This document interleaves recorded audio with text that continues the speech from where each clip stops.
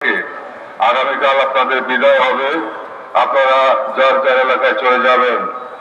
আগামী শনিবার থেকে প্রতিটি উপজেলা এবং প্রতিটি পৌরসভায় প্রশাসনের অনুমতি নিয়ে, আইন শৃঙ্খলা রক্ষাকারী বাহিনীর অনুমোদন নিয়ে আপনারা জনসভা করবেন এবং র্যালি করবেন শান্তির সপক্ষে।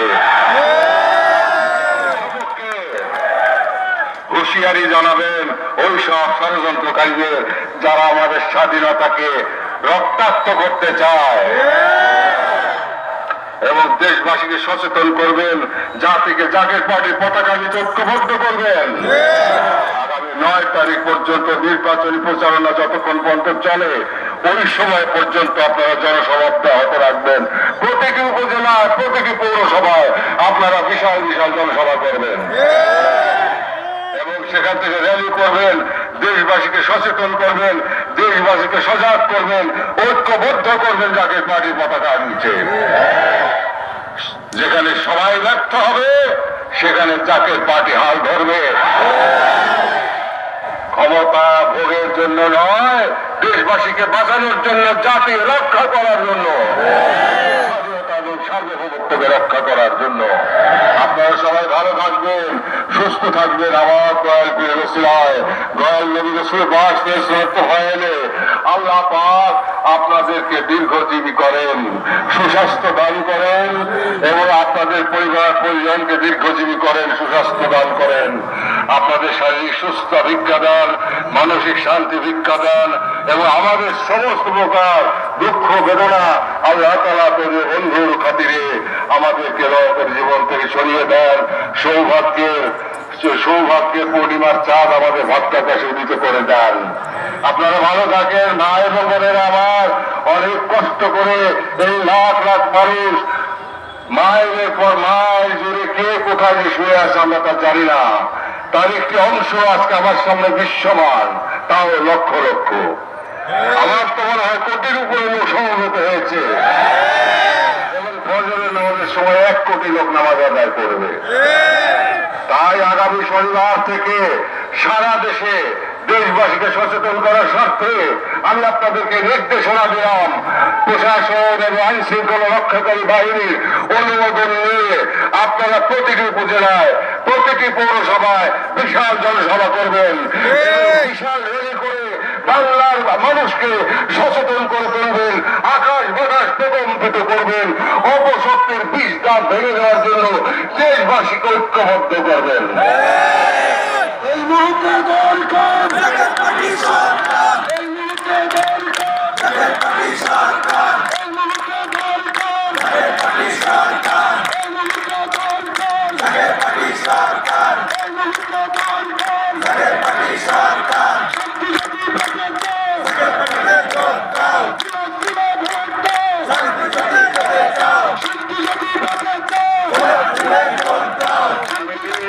আমি আগেও বলেছি, এখন বলছি, ষড়যন্ত্র দিয়ে গণতন্ত্র প্রতিষ্ঠিত হয় না। গণতন্ত্র প্রতিষ্ঠিত করতে হলে স্বচ্ছ মনের প্রয়োজন, পবিত্র হৃদয়ের প্রয়োজন, ভালো মানুষের প্রয়োজন। তা না হলে কোনোভাবেই গণতন্ত্র আসবে না, গণতন্ত্র প্রতিষ্ঠিত হবে না। যা হচ্ছে সবই তামাশা, সবই স্বার্থের খেলা, মানুষের ভাগ্য পরিবর্তনের খেলা নয়। সেই চিন্তাও নাই, শুধুমাত্র নেতৃত্ব, শুধুমাত্র হালুয়া রুটি খাওয়া এবং রাষ্ট্রীয় সম্পদ লুণ্ঠন করা, এটাই হচ্ছে বর্তমানের চরিত্র। রাজনৈতিক যে পরিবেশ বিরাজ করছে সেখানে তাই আমরা লক্ষ্য করছি। যেখানে স্বার্থ নেই সেখানে ধর্ম শেষ, সেখানে আর ধর্মের প্রয়োজন নাই। আল্লাহ তাআলা বলেছে, আল্লাহ রজ্জুকে শক্ত করে ধরো, পরস্পর থেকে বিচ্ছিন্ন হয়েও না। কিন্তু আমরা কি তা করি? স্বার্থ যেখানে বিঘ্নিত হয় সেখানে আর ইসলামের প্রয়োজন হয় না, মুসলমানদের স্বার্থেরও প্রয়োজন হয় না, মানবতার স্বার্থেরও প্রয়োজন হয় না, মানবতার নিরাপত্তার প্রশ্ন আর আসে না। যা খুশি তাই তখন তারা করতে পারে। এইসব কায়েমি স্বার্থবাদী শয়তানদের হাত থেকে আমাদেরকে বাঁচতে হবে, দেশবাসীকে বাঁচাতে হবে। রাজনীতির নামে অপশক্তির এই অপকীর্তি রোধ করতে হবে এবং স্বাধীনতার সার্বভৌমত্বকে শরীর ও ভিতের উপর প্রতিষ্ঠিত করতে হবে। সেই জন্য দরকার পবিত্র নেতৃত্বের। সেই নেতৃত্ব এক সময় দেশবাসী পাবে। পরিস্থিতি তাদেরকে বাধ্য করবে, তাদেরকে চিনিয়ে দেবে। আপনারা এই জনসভা করেন, দেশবাসীকে সচেতন করেন, বজ্রকটির আওয়াজ তোলেন, আকাশ বাতাস প্রকম্পিত করেন, অপশক্তির হৃদয়ে ভয় ধরিয়ে দেন যে তোমাদের পথ মসৃণ নয়। যদি বেশি খেলো তাহলে বাংলার মাটি থেকে তোমাদেরকে সমূলে বাদ করা হবে। সারা দেশবাসীর সৌভাগ্য কামনা করছি। আমার দেশবাসী, প্রাণের দেশবাসী, গরিব দুঃখী মেহনতি মানুষ, তাদের সৌভাগ্যের জন্য আল্লাহ দরবার ফরিয়াদ করি। আপনাদের মাধ্যমে আপনাদের সকলের সৌভাগ্যের জন্য, দীর্ঘ জীবনের জন্য আমি আল্লাহ দরবার প্রার্থনা করছি এই পবিত্র রজনীতে। ভাই ও বোনেরা আমার, আপনারা ভালো থাকেন, আপনারা সুস্থ থাকেন, দীর্ঘজীবী হন। আপনাদের সহায় সম্পদ আল্লাহ তাআলার রহমতের চাদরে ঢাকা থাকুক। আমার দয়ার করে রুহানি দোয়া, রুহানি তাওয়াজ্জু আপনারা সবাই লাভ করেন।